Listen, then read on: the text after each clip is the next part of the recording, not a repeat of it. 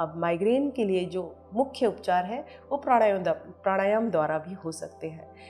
आसन में आप अपने शरीर के अंगों को प्रभावित करते हैं, आपके शरीर का लचीलापन बढ़ता है, स्थिरता आती है और प्राणायाम के द्वारा आप अपने पूरे के पूरे संस्थान को प्रभावित करते हैं।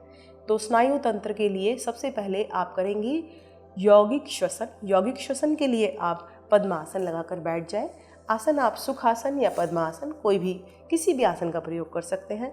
दोनों हाथों को रखिए ज्ञान मुद्रा में। ज्ञान मुद्रा आप अपने इंडेक्स फिंगर और थंब को टच करते हैं और तीनों उंगलियों को मिलाकर पृथ्वी की ओर खींचते हैं और इसको आपको अपने घुटनों पर रखना है। अब गर्दन और कमर को सीधा रखिए, ज़्यादा तानेंगे नहीं और नेत्रों को कोमलता से बंद कर लीजिए। अब धीरे धीरे अपनी नाक से श्वास भरिए, धीरे धीरे नाक से ही श्वास को बाहर छोड़िए। फिर से श्वास भरिए और छोड़िए। अब ध्यान दीजिए कि जब आप श्वास भर रहे हैं तो आपका पेट बाहर की तरफ फैल रहा है और जब आप श्वास छोड़ रहे हैं तो पेट अंदर की तरफ जा रहा है, अर्थात नाभि जब श्वास भरते हैं तो बाहर की ओर प्रसारित हो रही है और श्वास छोड़ते हैं तो अंदर की तरफ खींच रही है। जिस तरह आप गुब्बारे में हवा भरते हैं तो गुब्बारा पूरा फूल जाता है और जब गुब्बारे की हवा निकालते हैं तो गुब्बारा अपनी पुरानी अवस्था में वापस आ जाता है।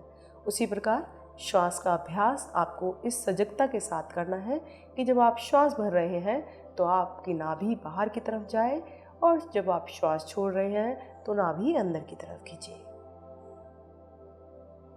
इससे मणिपुर चक्र जो कि माइग्रेन से संबंधित है प्रभाव में आता है। जब आप नाभि को बार बार अंदर और बाहर कर रहे हैं तो आपका मणिपुर चक्र जिसके असंतुलन से ही ये समस्या उत्पन्न होती है।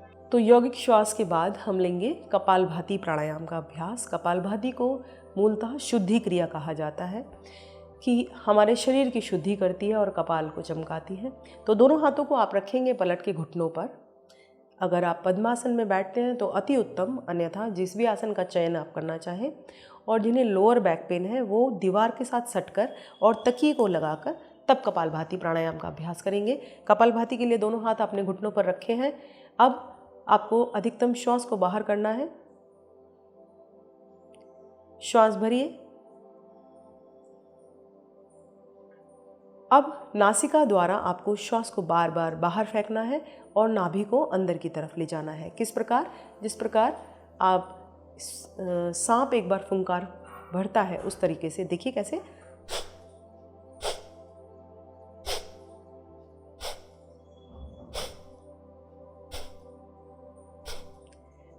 तो देखिए किस प्रकार कपालभाति करना है।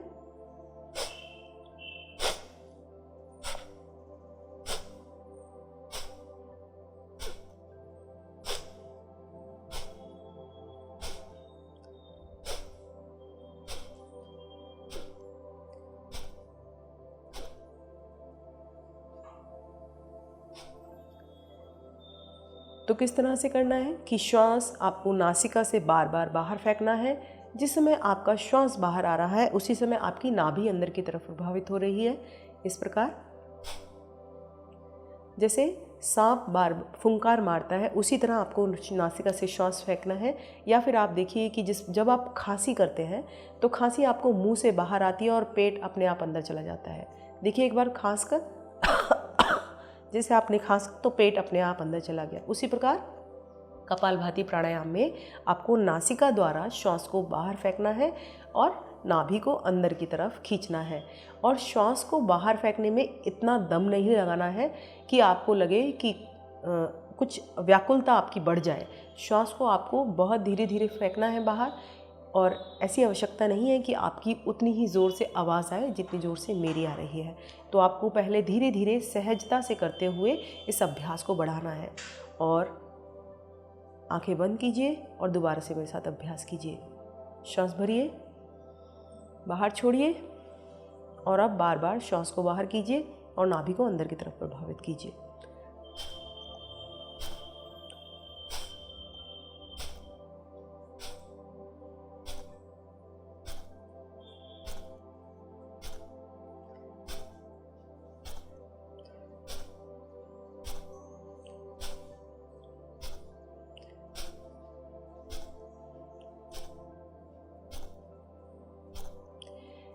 एक और बात का विशेष ध्यान रखना है कि जब आप अपनी नाभि को अंदर बाहर कर रहे हैं तो आपको अपने कंधों को नहीं हिलने देना है।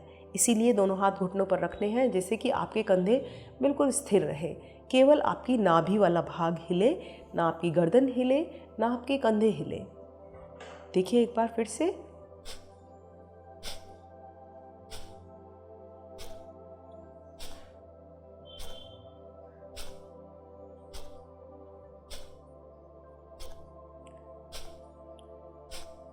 जब इस क्रिया को आप करते हैं तो प्रारंभिक अवस्था में आपके लोअर एब्डोमेन में हल्का हल्का मीठा मीठा दर्द होने लगता है, लेकिन उसे आपको घबराना नहीं है, क्योंकि जब शुद्धि होती है तो कुछ न कुछ प्रभाव अवश्य आता है। आपको उस मीठे मीठे दर्द पर कुछ भी एक गर्म तेल या कुछ बाम लगा लीजिए। किसी प्रकार की दवाई लेने की आपको आवश्यकता नहीं है।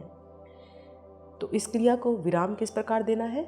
अब आप अधिक से अधिक श्वास को बाहर करें, जितना बाहर कर सकते हैं, और नाभि को अंदर की तरफ खींच लें, जिसे हम उड्डान बंद कहते हैं।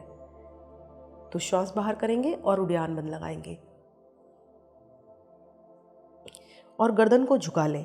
अब ना श्वास आपको लेना है और ना छोड़ना है, और अपनी क्षमता के अनुसार उड्डान बंद लगाकर रुकना है।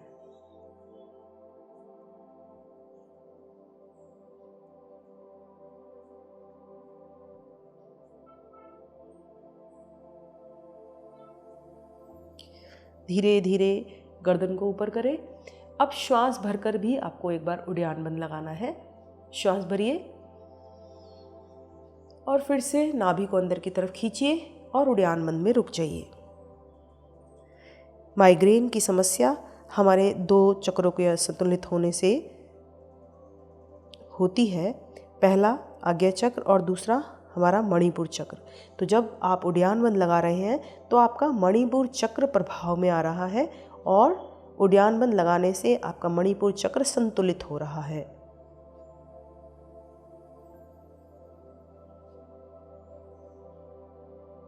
उड्डान बंद लगाएंगे, श्वास को भरकर भरिए श्वास, और उड्डान बंद। नाभि को अंदर की तरफ खींच लीजिए और गर्दन को झुका लीजिए।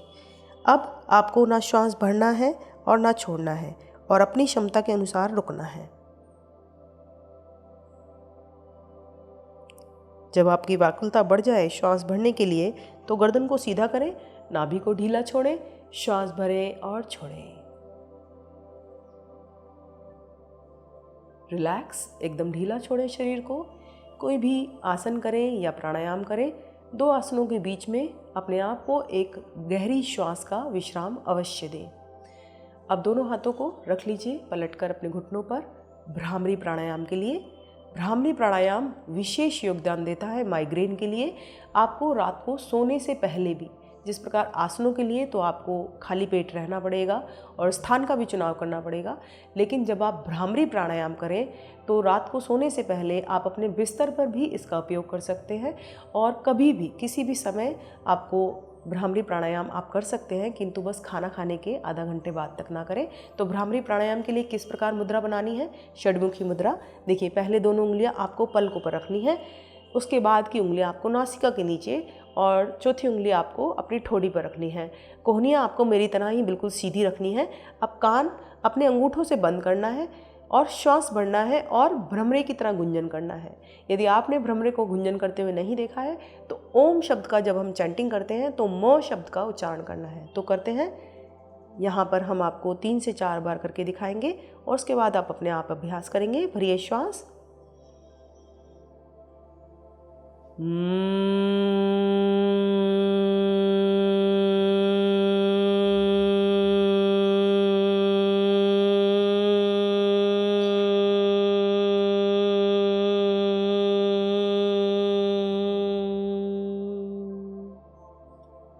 फिर से श्वास भरें और श्वास छोड़ते हुए म का गुंजन करें।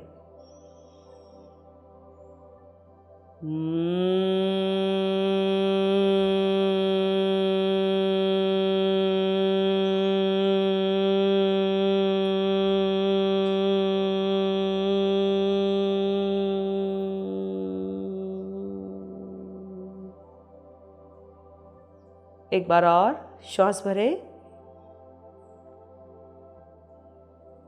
धीरे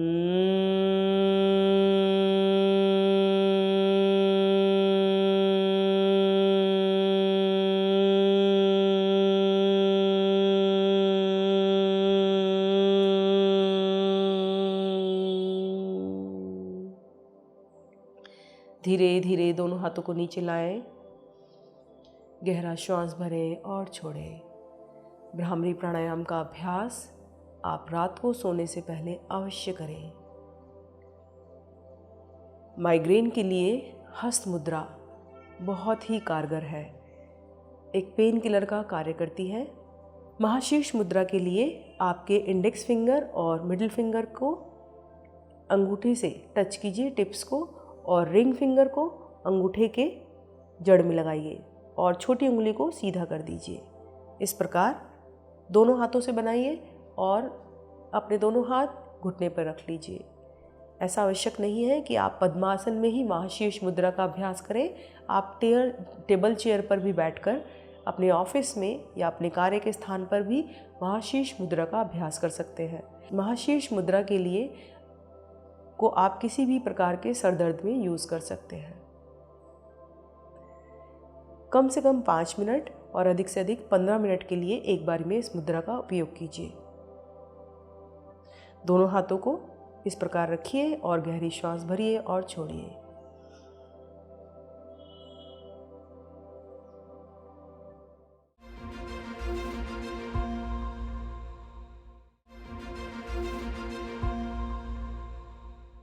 अनुलोम विलोम प्राणायाम का अभ्यास करते हैं। अनुलोम विलोम प्राणायाम के लिए आप दोनों हाथों को ज्ञान मुद्रा में रखें। दाएं हाथ से प्राणायाम मुद्रा बनाएं। पहली दोनों उंगलियों को मोड़ लें और बाद की दोनों उंगलियों को खड़ा कर लें। इस तरह का सॉकेट बन गया। अब आप अपनी नासिका पे इस हाथ को ले जाइए। आपको प्राणायाम मुद्रा दाएं हाथ से ही बनानी है। दाएं हाथ से बनाकर इस तरह से अंगूठे को दाएं नासिका पर और उंगलियों को बाईं नासिका पर रखते हैं। अब दाईं नासिका छिद्र को बंद कर देते हैं और बाईं नासिका छिद्र को खोलते हैं। श्वास भरते हुए धीरे धीरे सांस भरिए, श्वास भरिए बाईं नासिका छिद्र से। अधिकतम श्वास भर लीजिए और फिर अपनी उंगलियों के स्पर्श से बाईं नासिका छिद्र को बंद कीजिए और दाएं नासिका छिद्र को खोल दीजिए। अब श्वास को बाहर कीजिए। अधिकतम श्वास को बाहर कीजिए। अब जहां से आप श्वास भर रहे हैं फिर से दोबारा से वहीं से श्वास को भरिए।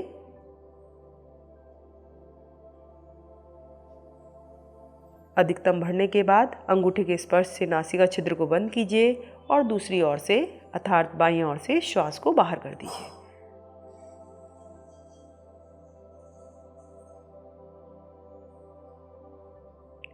इसी प्रक्रिया को बार बार दोहराना है। गहरा श्वास एक ओर से भरिए, दूसरी ओर से छोड़िए, दूसरी ओर से भरिए, पहली ओर से छोड़िए। अब विशेष बातों का ध्यान रखना है कि जब आप श्वास भर रहे हैं तो श्वास को बहुत धीरे भरें, इतना धीरे भरें कि आपकी नासिका से जो कार्य हो रहा है वो आपके कान को ना पता लगे, अर्थात आपकी नासिका से श्वास भरने की आवाज़ ना आए। और श्वास को धीरे धीरे भरेंगे तो उसकी गति भी धीमी ही रहेगी। तो एक बार करके देखते हैं कैसे। बिल्कुल धीरे धीरे भरिए।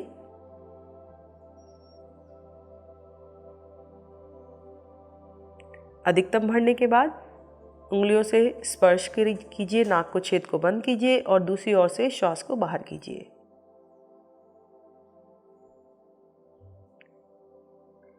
जिस ओर से छोड़ा है उसी ओर से भरिए।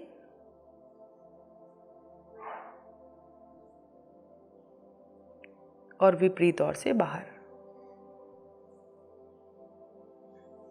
जब एक बार आपको प्रोसेस समझ आ जाए तो नेत्रों को बंद कर लें और पूरा ध्यान अपने श्वास पर लगाएं। जब आप इस श्वास को भर रहे हैं और छोड़ रहे हैं तो आपके स्नायु तंत्र प्रभावित हो रहे हैं। जब आप बाईं ओर से श्वास भर रहे हैं तो आपका दायां मस्तिष्क प्रभाव में आ रहा है और जब आप दाईं ओर से भर रहे हैं तो आपका बायां मस्तिष्क प्रभाव में आ रहा है। क्योंकि माइग्रेन में आपको ये नहीं पता है कि आपका दर्द कौन से हिस्से से शुरू होता है, दायां या बायां। तो जब आप अनुलोम विलोम प्राणायाम का अभ्यास करेंगे तो आपके मस्तिष्क के दोनों हिस्से प्रभाव में आएंगे और दोनों में संतुलन बनेगा। तो अनुलोम विलोम प्राणायाम माइग्रेन के लिए रामबाण प्राणायाम है। आप अवश्य अभ्यास करें और इससे लाभ पाएँ। अनुलोम विलोम प्राणायाम में आपको सामान्य सी बात का ध्यान रखना है कि जितनी मात्रा में आप श्वास भर रहे हैं उतनी ही मात्रा में आपको श्वास बाहर निकालना है। पहले बताया कि आपको धीरे धीरे बढ़ना है, धीरे धीरे छोड़ना है। दूसरा, आपको जितनी मात्रा में आप श्वास को भरा है उतनी ही मात्रा में आपको उसी ही अनुपात में आपको श्वास को बाहर करना है। और जिस ओर से आपने भरा, आपने जब बाईं ओर से श्वास भरा तो उसकी आवृत्ति को बाईं ओर से ही वापस करना है। चलिए चलते हैं आगे। अब यदि आपको इसकी गंभीर समस्या है तो आप इसके प्रभाव को कम कर सकते हैं। किस प्रकार कि आपको जब लग रहा है कि मुझे माइग्रेन का प्रॉब्लम शुरू होने वाला है तो आप भ्रामरी प्राणायाम करें। भ्रामरी प्राणायाम के साथ आप यौगिक श्वसन करें। और आपको क्या नहीं करना है, आपको तेज़ ध्वनि के अंदर या तेज़ लाइट के अंदर बिल्कुल नहीं जाना है, क्योंकि इन सब चीज़ों से आपके स्नायु तंत्र प्रभावित होते हैं और किसी भी प्रकार के तनाव से आपको बचना है। जब हमारी महत्वाकांक्षाएं पूरी नहीं होती, हमारे मन में हमारी चीज़ें दबी रहती हैं, तभी हमें माइग्रेन की समस्या उत्पन्न होती है। और ध्यान रहे कि आपको कब्ज़, कान, नाक, आँख किसी के भी रोग हो तो आपको पहले उन समस्याओं का उपचार कराना है। यदि आपको मासिक धर्म से भी संबंधित कोई समस्या है तो आपको उससे संबंधित उपचार पहले लेना है। माइग्रेन में आपको भोजन के अंदर मैदा, चॉकलेट, कॉफ़ी और सबसे ज़्यादा जंक फूड अवॉइड करने हैं। रात्रि के समय आपको सुपाच्य आहार लेना है, क्योंकि योग भोग के बिना अधूरा है। यदि आप योग करेंगे और भोग पर ध्यान नहीं देंगे तो योग आपको लिए कितना लाभकारी होगा यह कोई नहीं कह सकता। उसके बाद आपको बादाम के तेल की मालिश करनी है। रोज़ रात को आप थोड़ा सा बादाम का तेल लें और अच्छे से अपने सर में मसाज करके सोएं, जिससे आपको ज़रूर प्रभाव पड़ेगा। तो चलिए आगे हम बात करते हैं अपने किचन टिप की। किचन टिप में आपको बादाम का तेल अपने सर पर लगाना है और मालिश करनी है। बादाम का तेल आपके स्नायु तंत्र के लिए अधिक लाभदायी है। और भोजन के बिना योग पूरा नहीं हो सकता। भोजन में आपको गरिष्ठ भोजन से बचना है। तला हुआ भोजन आपको रात्रि के समय में नहीं उपयोग करना है। चॉकलेट, कॉफ़ी और जंक फूड आपको बिल्कुल अवॉइड करना है। एक और महत्वपूर्ण बात कि माइग्रेन हमारी भावनाओं को दबाने से उपस्थित हो जाता है।